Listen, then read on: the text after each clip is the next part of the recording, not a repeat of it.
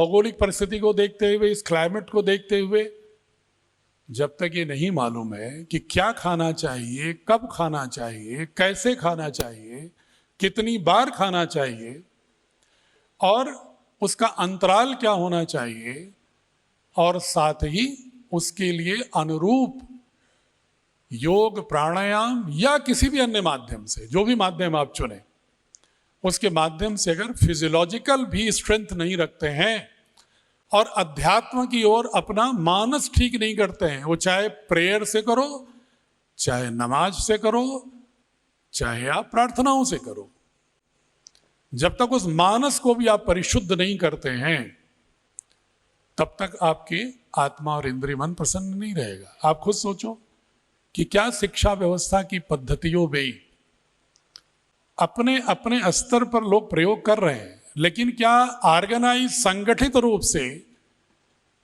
Text book, syllabus, pedagogy, assessment का हिस्सा है क्या ये समग्र स्वास्थ्य?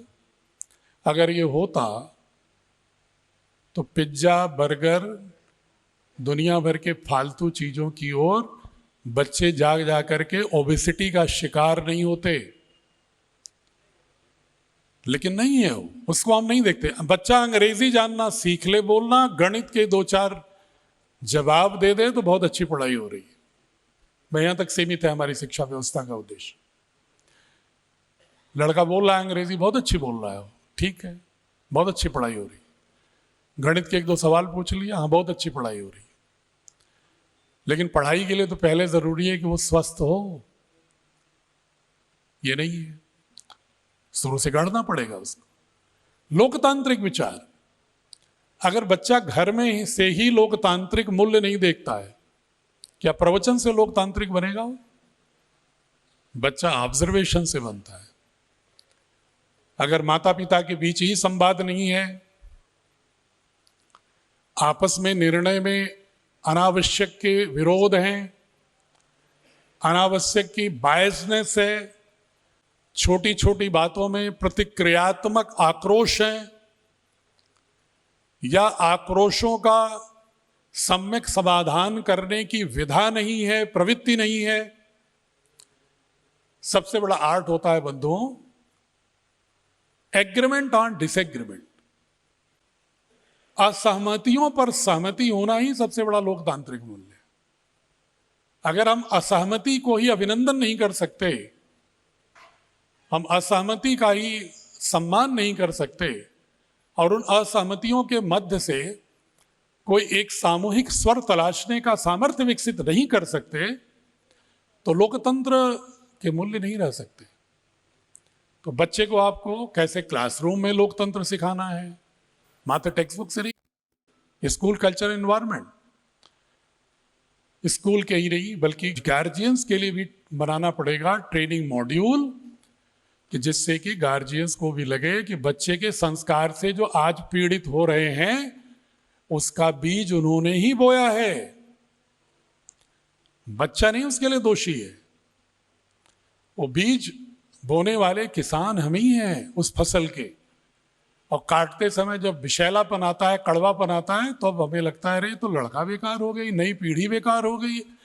नई पीढ़ी नहीं बेकार हो रही, बेकार हो रही है हमारी पद्धतियां, जिसके माध्यम से हम उन्हें विकसित करना चाहिए और नहीं कर रहे हैं। ऐसा व्यवहार आचरण का प्रदर्शन जिसके माध्यम से वो सीख सके, क्योंकि शिक्षा सीखना होता है, पढ़ना पढ़ाना नहीं। ये हमारी भारतीय परंपरा का भी अंश रहा है, और आपको खुशी होगी कि इसी परंपरा का पालन जो फिनलैंड कर रहा है, एक छोटा सा देश, तो फिनलैंड मॉडल का अध्ययन करने के लिए पूरी दुनिया के लोग जा रहे हैं। यहां तक कि दिल्ली सरकार ने भी भेज दिया था पहले, बंगाल सरकार भेज रही है, तमिलनाडु सरकार भेज रही है, गुजरात सरकार भेज रही है कि जाके अध्ययन करो फिनलैंड मॉडल क्या है। और फिनलैंड मॉडल यही है जो हमारे भारत में प्राचीन गुरुकुलों में शिक्षा पद्धति चल रही थी, उसी का एक नवीन कस्टमाइज्ड एडिशन। हमने उसका अध्ययन करने के बाद बोल रहा हूं, लेकिन हम उससे दूर चले गए। हमें लगता है कि बच्चे को क्या बनाना है, इकोनॉमिक पैकेज। पूछते हैं भाई लड़का क्या कर रहा है, 50 लाख के पैकेज में है, लड़की क्या कर रही है, इतने लाख के पैकेज में है, शादी क्या कर रहे हैं दामाद, तो परिचय बाद में, पहले लोग ये बताते थे ना फला जगह क्या है, फलाने माता पिता हैं, पूरा डिटेल बताते थे, लड़के का आचरण स्वभाव बताते थे। अब बताते हैं कि इतने का पैकेज है, बाकी चीजें गौड़ हो गई, पैकेज। तो अगर हम आर्थिक पैकेज हो गए मनुष्य की बजाय, तो कैसी शिक्षा व्यवस्था गढ़ रहे हैं, विचारना तो पड़ेगा हमें। कोई और बाहर से नहीं विचार करने वाला है। किसी अन्य चीज के लिए हम दूसरे को दोष दे सकते हैं, लेकिन शिक्षा व्यवस्था के लिए किसी और को दोष नहीं दे सकते, क्योंकि इसमें कहीं कोई बाहर से नहीं आ रहा है हस्तक्षेप करने, इसमें कोई युद्ध नहीं हो रहा है, कोई ड्रोन से कोई शिक्षा व्यवस्था नहीं आ रही, हम उसको कैरी कर रहे हैं, असावधानी से उसको चलाते जा रहे हैं। और ये पूरे देश की बात कर रहा हूं, आप सामने बैठे हैं, मत सोचिएगा मैं आपको कुछ कह रहा हूं, मैं अपने को भी कह रहा हूं कि ये सिस्टम जो जाने अनजाने हमारी उपनिवेशवाद की सेल मेमोरी का हिस्सा हो गया है, इसको कैसे बदलना है, इसकी चर्चाएं बहुत दिनों से चलती चली जा रही थी। जैसा मैंने शुरू में बताया, 2014 में भारत के सभी शिक्षाविदों ने प्रधानमंत्री जी से मिल करके, जिसमें सारे जाति पंथ धर्म के लोग थे, उन्होंने जाकर के कहा कि ये हमारी जो शिक्षा व्यवस्था है ये नौकर बनाने वाली शिक्षा व्यवस्था हो गई है। और कितने नौकर बन सकते हैं, बिना मालिक के नौकर कितने बनेंगे, मालिक तो होना पड़ेगा, वरना एक दिन ऐसा आएगा कि मालिक होंगे सब विदेशी और नौकर होंगे भारतीय, जो ईस्ट इंडिया कंपनी और अंग्रेजी हुकूमत के समय में था। और हालात भी यही है कि H-1B वीजा के लिए जो अमेरिका मना करता है, तो हम परेशान हो रहे हैं कि उनका क्या होगा। भाई उनको तो इस देश से पढ़ के गए थे, यहां लौट करके आके इस देश को AI ग्लोबल हब बनाना चाहिए, लेकिन वे अपने करोड़ों को पैकेज के लिए चिंतित हैं। क्यों? क्योंकि हमने उनकी शिक्षा व्यवस्था में भारत बोध नहीं डाल पाए थे। वो मशीन तो बन गए शिक्षा के, लेकिन भारत बोध के साथ नहीं खड़े हो पाए। अगर होते तो आज वो कहते कि खबरदार, अमेरिकन प्रेसिडेंट से कहते खबरदार, हम 90% तुम्हारी कैलिफोर्निया के रिसोर्स हैं सॉफ्टवेयर कंपनियों के, अगर तुम हमारे देश की ओर अंगुली उठाते हो तो हम सभी लोग भले ही भूखों मरेंगे, लेकिन भारत में जाकर के रहेंगे और वहां AI ग्लोबल हब बनाएंगे। अगर ये कहते तो यकीन मानिए कैलिफोर्निया की जो सिलिकॉन वैली का जो एक प्रेशर ग्रुप है, उसके सामने वहां के सारे राष्ट्राध्यक्ष नतमस्तक रहते हैं, क्योंकि टेक्नोलॉजी एक्सपोर्ट होती है वहां से। सारे डिजिटल जितने भी जायंट्स हैं, जो आज की तारीख में टेस्ला, गूगल, जितने भी आप देख रहे हो, अमेजॉन, ये पूरी जो दुनिया पर डिजिटल कॉलोनियलिज्म फैलाए हुए हैं, एक तरह से डिजिटल उपनिवेशवाद है ये। आपको लगता है कि मोबाइल आपकी है क्या? लगता होगा ना, आपने हाथ में रखे हो, खरीदे हो तो लगता है तो मेरी मोबाइल है। जनाब ये जितनी बातें आप करते हैं ना, सब उनके किसी न किसी क्लाउड पर रिजर्व है, रिकॉर्डेड है। इसलिए जो जेनजी हो रहा है ना, जो वो उसी डिजिटल मीडियम से उठा करके विद्रोह पैदा करने के लिए भड़का देते हैं। आपको पता ही नहीं है कि आपकी सारी ड्राइंग रूम, बेडरूम की सिक्रेसी, और अगर मैं हल्के में कहूं तो प्यार मोहब्बत की बातें भी इन्हीं डिजिटल जायंट्स के पास आपके डेटा के रूप में रिकॉर्डेड है। और जब चाहे आपको ब्लैकमेल कर सकते हैं, जब चाहे किसी राष्ट्राध्यक्ष को ब्लैकमेल कर सकते हैं। मैं उन्होंने एक प्राइवेसी करा दी आपसे, लेकिन आपसे अनजाने में एक लेते हैं डिक्लेरेशन। कभी ध्यान दिया आप लोगों ने, जब व्हाट्सएप यूज करते हो, फेसबुक यूज करते हो, तो कंडीशंस आती हैं। कितने लोग पढ़ते हो, जरा हाथ उठाओ, कि फेसबुक यूज करने से पहले जो उसकी प्राइवेसी का नोटिफिकेशन होता है, कितने लोगों ने सारे कंडीशंस पढ़े हैं? ईमानदारी से उठाओ, नहीं पढ़ा ना। आपने अपने को गुलाम कर रखा है। एक बार पढ़ लेना। आपने अपनी सारी निजता को बेच दिया है उनको कि वो जो चाहें वो प्रयोग कर सकते हैं आपके डेटा का। ये हैं 4 डिजिटल जेंट्स जो आपकी कॉलोनियलिज्म पूरे दुनिया में कर रहे हैं। उन पर अमेरिका नहीं, कहीं का भी राष्ट्राध्यक्ष निर्भर करता है, लेकिन वो हमारे उन मित्रों के, हमारे जो विद्वान लोग हैं, उनके अंदर भारत बोध नहीं है, उनके अंदर तो वैश्विक बोध है। आज एक फार्मूला होता है ना कि हम तो वैश्विक नागरिक। भाई होइए वैश्विक नागरिक। आप कहोगे हम सहारनपुर के नागरिक हैं, लेकिन माता पिता के घर में आसियाना न मिले तो पता चलेगा कितने बड़े नागरिक हो तुम। घर में भोजन न मिले तो सारी नागरिकता वहीं धरी की धरी रह जाएगी। तो इसका मतलब है कि अपना परिवार, अपनी निजता, अपना देश तो सर्वोपरि होना चाहिए ना। यद्यपि लिखा ना, या स्वर्णमयी लंका न रोचते मम लक्ष्मणा जननी जन्मभूमिश्च स्वर्गादपि गरीयसे। तो ऐसे नहीं कहा गया उन्होंने।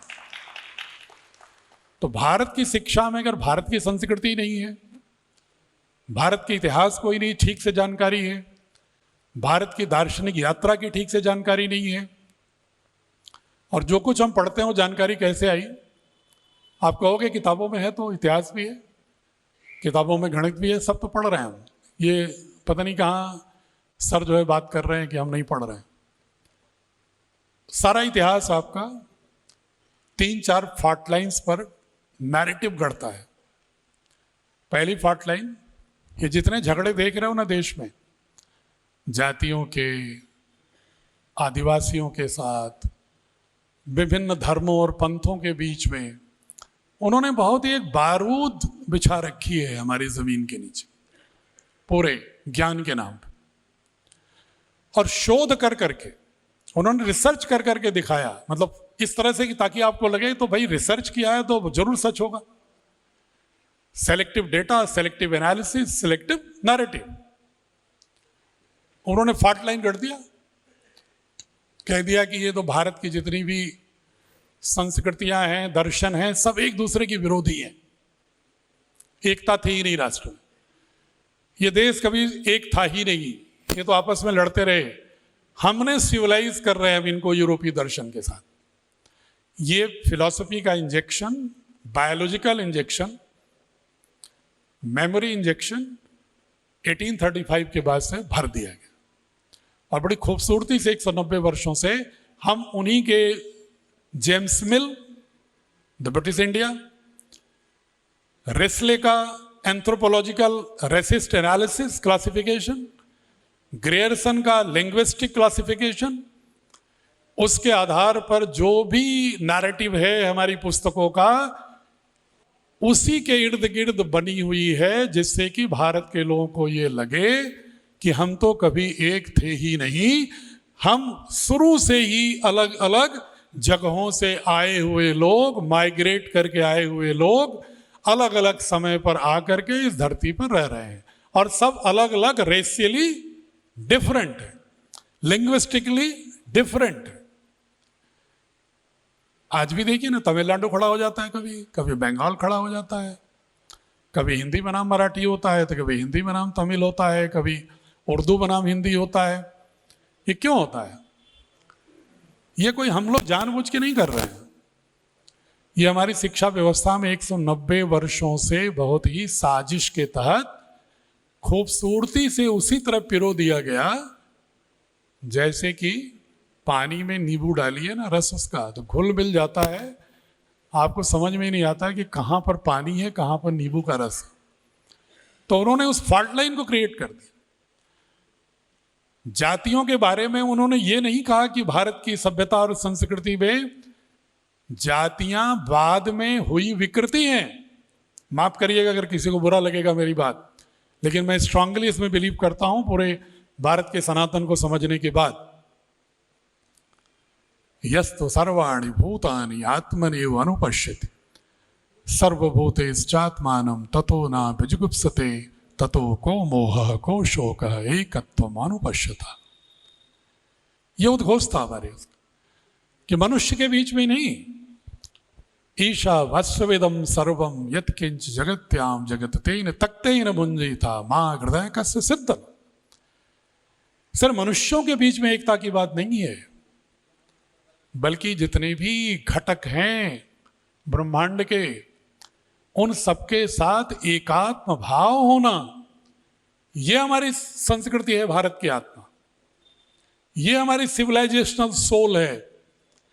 अगर ये सिविलाइजेशनल सोल है तो जो इकोनॉमिक आधार पर, सोशल आधार पर, किसी भी आइडियोलॉजी के फंक्शनल होने में बीच बीच में जो विकृतियां आ जाती हैं व्यवहारगत, उनको सुधारने की बजाय ये अगर घोषित कर दिया जाए कि ये इस संस्कृति के मूल सिद्धांत का हिस्सा है, ये जहर बो दिया गया।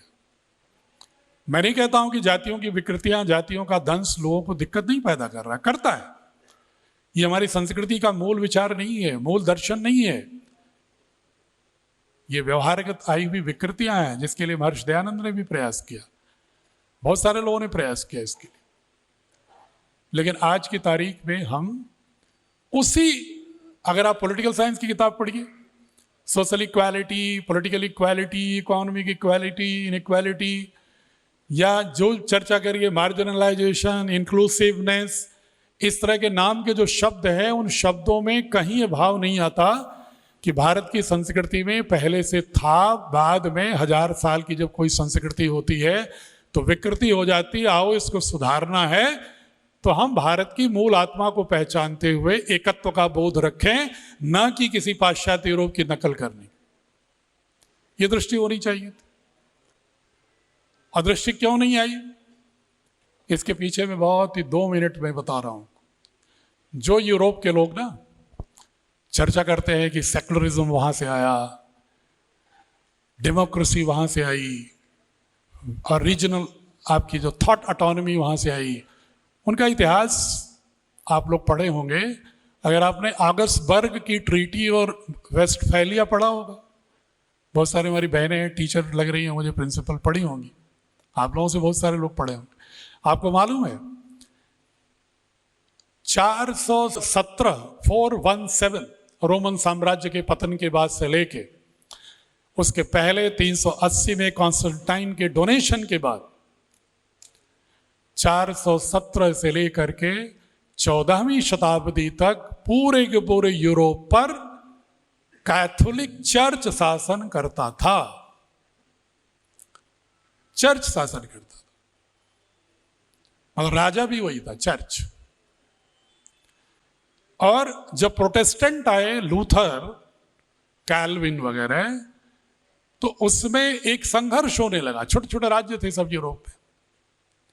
जब संघर्ष होने लगा तो मारकाट होने लगी, और उन्होंने क्या कहा, एक्सक्लूजन और एक्सक्यूशन।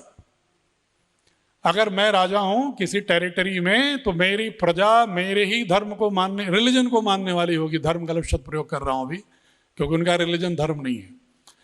हमारी रिलीजन जो मैं मानता हूं, अगर उस रिलीजन को जो नहीं मानता, या तो तुम बाहर चले जाओ या हम तुम्हारा कत्लेआम कर देंगे। ये वहां था। ऑगस्टबर्ग में समझौता हुआ लूथरन और कैथोलिक के बीच में कि हुजूर क्यूएस रिगियो ईएस रिलीजियो, कि जो राजा होगा प्रजा का वही रिलीजन होगा। चलो हम सब लोग इसी पर समझौता कर लेते हैं। समझौता कर लिया, मतलब एक टेरिटरी में दूसरे रिलीजन का आदमी रह नहीं सकता। फिर कैल्विन आ गए कि भाई आपने, लूथरन ने तो समझौता कर लिया, हमारा तो कोई समझौता ही नहीं हुआ। और प्रोटेस्टेंट भी बाद में 12 भागों में बंट गए थे, तो सब लड़ने लगे। तो फिर वेस्टफैलिया में समझौता होता है 1648 में। 30 साल के युद्ध के बाद रिलीजन के नाम पर युद्ध हुआ है, जो हमको सेकुलरिज्म का पाठ पढ़ाते। और 1648 में फिर यही तय होता है कि क्यूएस रिजियो ईएस रिलीजियो। इसलिए वहां पर एक टेरिटरी में 1940 के पहले तक 99% एक देश में एक ही रिलीजन के लोग रहते थे। तो वहां कौन सा सेकुलरिज्म है? सेकुलरिज्म तो भारत में बात कर सकता है। सेकुलरिज्म जहां पर कि विभिन्न रिलीजन के मानने वाले तमाम लोग रहते हैं और उनके बीच में उनकी सांस्कृतिक अक्षमता की रक्षा करते हुए, उनके बीच में परस्पर सद्भाव रखते हुए और 146 करोड़ लोग संविधान में निष्ठा रखते हुए और भारत की पूरी किसी भी रिलीजन से संबंधित हो, भारत की पूरी इतिहास और संस्कृति की यात्रा को ठीक से समझते हुए, खंड खंड में नहीं, ठीक से पूरी यात्रा हजारों साल की समझते हुए जो अपने व्यक्तित्व को गढ़ेंगे, तब भारत विश्व गुरु होगा। ऐसे नहीं हो सकता, नकल करने से नहीं होगा। वेस्टफेलिया की नकल करके नेशन स्टेट बना के नहीं होना है। और इसीलिए दुर्दशा है, क्योंकि एक बेसिक जो हमारी आइडियोलॉजिकल सर्जरी की जरूरत है, तो वो सर्जरी हमारे उम्र के, आपके उम्र के लोगों में होना तो थोड़ा मुश्किल है। मेरी बात का बुरा मत मानिएगा, इस लेवल पर बहुत मुश्किल है। बहुत सारे लोग जो हम बात भी कह रहे होंगे, उन्हें लग रहा होगा कि पता नहीं क्या इधर उधर की बातें कर रहे हैं। सीधे सीधे ये बताएं कि हाँ बोर्ड से जुड़ना है तो क्या नियम है। कई लोग दिमाग में ही होगा, उस पर आऊंगा मैं। लेकिन मैं ये बताना चाहता हूं कि भारतीय शिक्षा board is not just a one another board which is affiliating your school with certain rules and regulation. Rather, it's a board set up with a specific objective of blending Indian knowledge system with modern education. आधुनिक शिक्षा के साथ भारत की पूरी ज्ञान संपदा, ज्ञान परंपरा का समावेश करते हुए वर्तमान की 21वीं सदी के कौशल के विकास को भी ध्यान में रखते हुए और तेजी से बदलते हुए विश्व के परिवेश में आने वाले समय में भी चुनौतियों का चिन्हांकन करते हुए और उसके लिए परिवर्तनकामी शक्तियों के साथ नए नए ज्ञान के सृजन करने की संभावना तलाश सके, ऐसे छात्र बनाने, ये बोर्ड का उद्देश्य है। इसलिए मैं ये सब चर्चाएं इसलिए कर रहा हूं कि थोड़ी उसकी एक आपको झलक लगेगी कि मैं पुस्तकें कैसी तैयार कर रहा हूं। जो मैं बोल रहा हूं इसके आधार पर टेक्स्ट बुक तैयार कर रहा हूं, तो वो छोटी सी चीज बोल रहा हूं। यकीन मानिए, मैं कोई अपनी प्रशंसा में नहीं कह रहा हूं।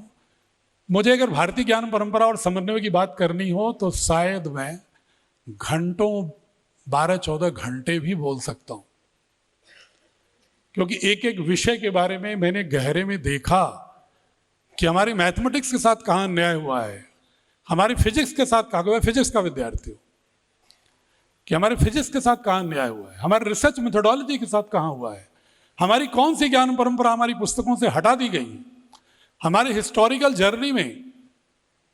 हाँ, इतिहास की भी कुछ लोग चर्चा करते हैं। अटल, आप भी इतिहास में बहुत रुचि रखते हो। बहुत सारे लोग इतिहास की बात करते हैं तो कहते हैं, भाई बुरा मत मानना, मैं थोड़ा बेबाक भी बोलता हूं, को कहेंगे ये मुगलों को हटा दो तो इतिहास बिल्कुल ठीक हो जाएगा। कोई कहेगा अंग्रेजों को हटा दो, इतिहास बिल्कुल ठीक हो जाएगा। कोई कहेगा सिर्फ वैदिक पढ़ाओ, वही तब इतिहास ठीक होगा। मैं उनसे आग्रह करता हूं कि जनाब, भारत एक ऑर्गेनिक बॉडी है ना, एक वाइब्रेंट नेशन है। अगर शताब्दियों से लेके आज तक के पूरे उत्थान पतन विस्तार को नहीं समझेगा तो एक समर्थ व्यक्तित्व नहीं हो सकता। इसलिए काट पीट करने से, खंड खंड करने से, कोई चीज छिपाने से कुछ नहीं होना है। आप अतिवादिताओं से दूर रहो, किसी भी तरह के लेफ्ट राइट के एक्सट्रीमिज्म में मत पड़ो। तुम्हारी दृष्टि होनी चाहिए अर्जुन की तरह पक्षी की आंख में, अर्थात भारत के लिए, भारत का नागरिक, भारत के मानस के साथ 146 करोड़ आबादी के सारे बच्चों को तैयार करना है, यह दृष्टि होनी चाहिए। उसके लिए कैसे इतिहास को आप व्याख्या करोगे, कैसे कोहेरेंट नैरेटिव बनाओगे, और उसके लिए मैंने एक दिशा बता रहा हूं एक लाइन में, बाकी डिटेल नहीं जाऊंगा इतिहास कि हमने इतिहास को युद्धों के इतिहास के रूप में अपनी किताब नहीं बनवा रहा कि इनको विजय प्राप्त कर लिए तो यहां विजय प्राप्त कर लिए, तो वहां विजय प्राप्त कर लिए, वहां पराजित हो गए, वहां शहीद हो गए। इसी में पूरा 300-400 पेज बच्चों का बोझिल होके खत्म। हमने इतिहास को कहा कि इतिहास 21वीं सदी में बच्चों को कैसा बनाना चाहते हो? नॉलेज क्रिएटर, तो उसके लिए ये बताओ कि ज्ञात इतिहास के 5000 साल, ईसा के 5000 साल पहले से लेकर आज तक 7000 साल के भारत के इतिहास में, ज्ञात इतिहास मतलब जो यूरोपियन जिसको मानते हैं, वैसे तो हम मानते हैं 1,97,29,49,219 वर्ष पौराणिक कथाओं में, लेकिन अगर ज्ञात इतिहास जो यूरोपियन हिस्टोरियन भी मानते हैं 7000 ईयर्स भारत का, 7000 ईयर्स में विभिन्न कालखंडों में ईसा के 2000 साल पहले, ईसा के 1000 साल पहले, ईसा के बाद 800 सी से पहले, ईसा के बाद 800 सी से लेकर के 1700 सी तक और 1700 सी से लेकर के आज तक कालखंडों में बांट करके जनाब ये बताओ कि जब समय समय पर परिस्थितियां आई थी तो हमारे पूर्वजों ने किस तरह से ज्ञान का सृजन करते हुए, शौर्य का प्रदर्शन करते हुए, अपनी संस्कृति की रक्षा करते हुए, अपनी जिजीविका की रक्षा की, उस ज्ञान सृजन को बताओ।